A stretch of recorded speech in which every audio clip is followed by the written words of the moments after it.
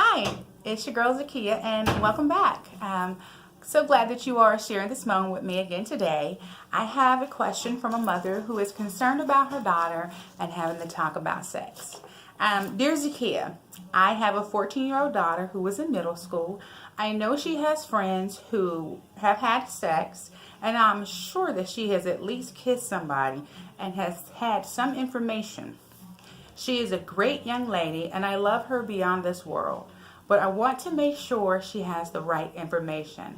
I find myself looking for the words, but I do not know where to start, how to get to the middle, and even how to end it. Sincerely, a mom with both ears open. Well, I'm just proud of you, Mom, to even want to have the conversation about sex. It is such a hard thing for us as parents to talk to our kids about sex. But what I want you to first do is take a breath, because you've done the biggest thing, and that is being concerned and wanting to have this conversation with your daughter. So here is the first thing that I would do. Sit your daughter down and ask her, what does she know about sex? To get this out in the air, she knows that you have at least had sex to have her. She knows that all the adults that are important to her who have children have at least had sex to make those children. So she knows that you have some information about this. Now, you all both may be embarrassed, but make sure that you work on your facial expressions and remain calm. Don't interrupt her and ask her, where did she get this information from? Just listen. At this moment when you're asking her to tell you what she knows about sex, all you are doing is listening and allowing her to share the knowledge that she has gained over these years.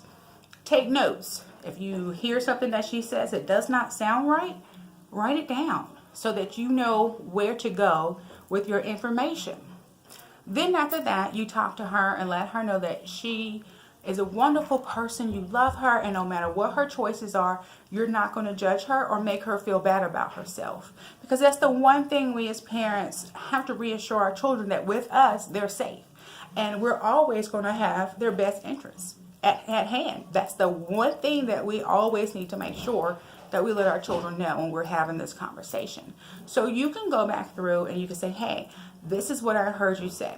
This information is not totally correct. So let me give you the actual truth behind this. And so you build that relationship. Don't appear nervous or afraid to say a penis and a vagina. Call it what it is. Or ask her, what words would you like me to use? Because sometimes they don't want to hear their parents say that. And I can totally understand that. The middle of that is basically establishing a relationship. And what you don't want to do is have it end. You never want to close this conversation off. You always want to have a place where she can come back and ask questions. And please don't ever make her feel bad if she says something like, I have a friend that did X, Y, and Z, or I have a friend who is thinking about having sex on her birthday or his birthday, because you may not know that may be your daughter asking a question. Give your daughter the honest truth. Don't try to religious beat or Bible beat your children, because especially if you've had a child out of wedlock, or they have friends who had children out of wedlock, or vice versa, or whatever's going on, that you have friends, they know that that's not always happening. So be honest. What I told my kids when they asked me when was the best time for them to have sex, my oldest son was 17, my middle child was 16, and my, at that time, youngest daughter, and she's now my oldest daughter, was 15. And they were in the car with me, and they asked me, Z, when is the best time to have sex? And I looked at them and I said, when you are emotionally, financially, and physically ready to handle all things that comes with having sex. Emotionally ready to have a relationship with someone that may end. Physically ready to come with anything that happens with this meeting. If you don't use protection and there's a child, or if there's an STD involved, I've reviewed STDs with them.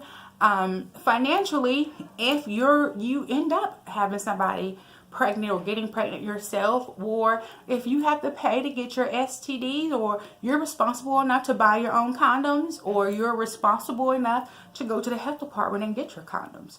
So you have to keep that line of communication open with your children. Don't shame them. Have the conversation with your children that you wish somebody had with you.